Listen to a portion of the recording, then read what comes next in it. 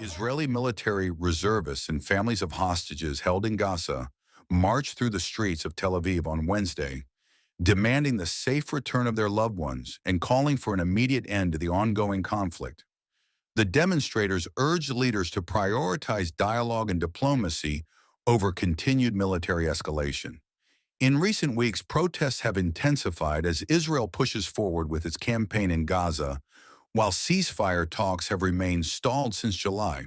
Families of the 48 hostages, including children and adults, are pressing for a humanitarian resolution, with officials confirming that around 20 captives are still alive.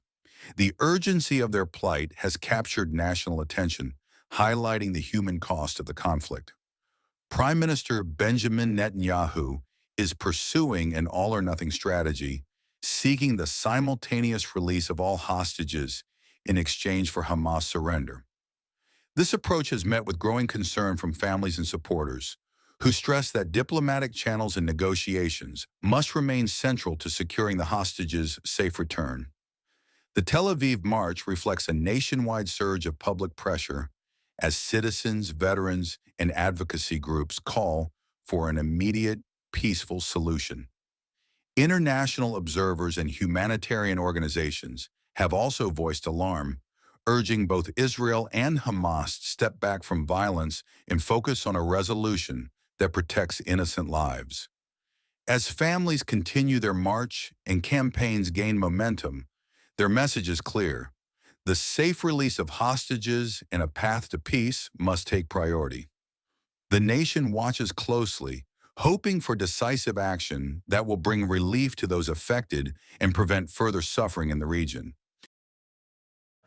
It's not only a march, it's also a protest that was organized by IDF soldiers that are against the war, and they say, like we, the families of the hostages, that our Prime Minister needs to stop the war and sign a deal that will bring all of the hostages back home.